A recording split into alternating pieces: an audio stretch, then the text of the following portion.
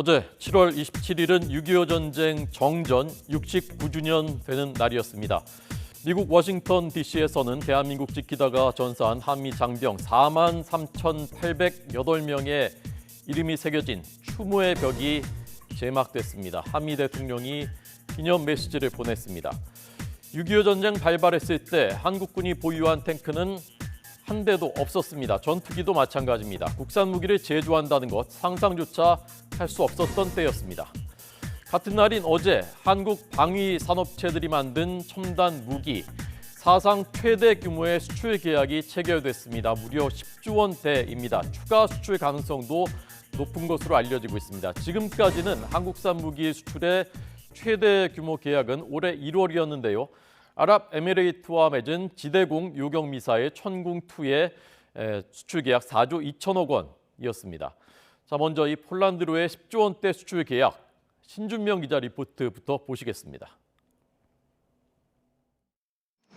한국 항공우주산업과 하나디펜스, 현대 로템까지 국내 3개 방산업체 대표들이 폴란드 국방부에 모였습니다. 이 자리에서 마리우시 부아슈차크 폴란드 부총리 겸 국방부 장관이 각사 대표에게 자신이 직접 승인한 계약서를 전달했습니다. 폴란드가 FA-50 국산 경공격기와 K2 흑표전차, K9 자주포 등 모두 3가지 국산 무기를 대량 도입하기로 확정한 겁니다. 이번 계약에 따라 폴란드는 K2 전차를 우선 180대 도입하고 현지화한 모델 800대 이상은 폴란드 현지에서 생산할 계획입니다. 또 FA-50 경공격기는 내년 중반까지 12대를 포함해 총 48대를 인도받을 예정입니다. K9 자주포는 1단계로 48문을 수입하는데 이 가운데 일부는 우크라이나 지원으로 인한 공백을 메우기 위해 연내에 인도될 계획입니다. 우리 국산 군용기가 유럽에 진출한 것은 이번이 처음으로 K2 전차와 K9 자주포까지 포함하면 수출액은 최소 10조 원에서 많게는 20조 원 가까이 이를 것으로 보입니다. 특히 한국 항공우주산업은 폴란드 현지에 항공정비센터를 건립해 앞으로 인근 유럽 국가들의 허브 역할을 하도록 지원하고 조종사 양성을 위한 국제 비행학교도 세울 방침입니다.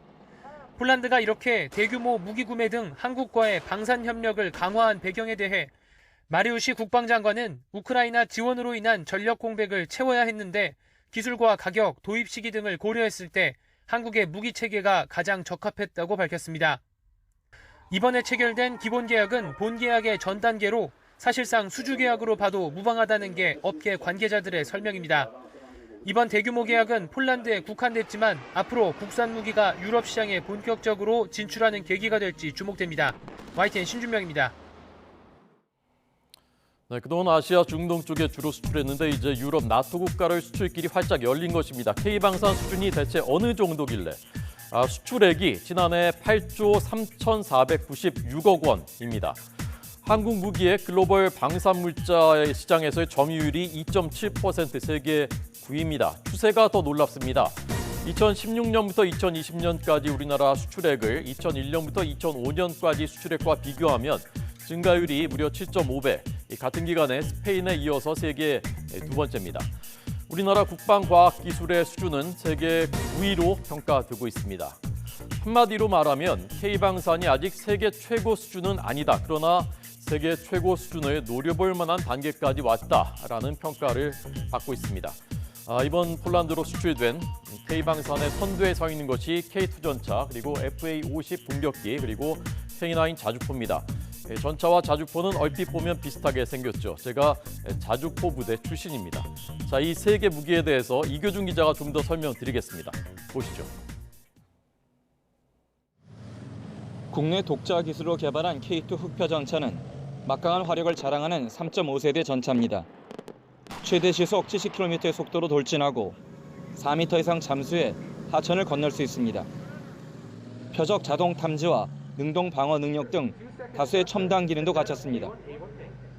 한반도의 험난한 지형에 최적화된 전차로 폴란드 육군의 산악 작전에도 적합합니다.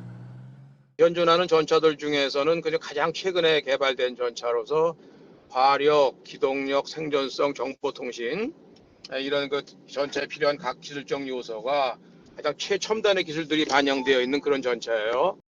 K9 자주포는 튀르키예와 핀란드 등 유럽 국가들에서 이미 성능을 인정받은 무기 체계입니다. 155mm 자주포로 40km 밖에 떨어진 표적을 정밀 타격하고 최대 시속 67km까지 달릴 수 있습니다. 명령이 떨어지면 15초 이내 3발을, 분당 최대 8발까지 발사할 수 있습니다. 특히 국내에서 개발한 고강도 장갑파는 적의 포병 화력에서 아군의 생존력을 높입니다. 사거리나 뭐 여러 가지 능력들을 바탕을 했을 때 굉장히 발전 가능성이 높은 자주포로 폴란드도 판단했을 것입니다. FA-50은 첫 국산 초음속 훈련기 T-50에 각종 폭탄과 미사일 등을 무장한 경공격기입니다.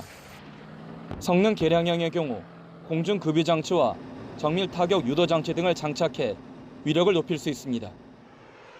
폴란드 정부는 한국 무기 도입으로 억지력과 국방 잠재력을 실질적으로 강화할 수 있을 것으로 기대하고 있습니다. YTN 이교준입니다.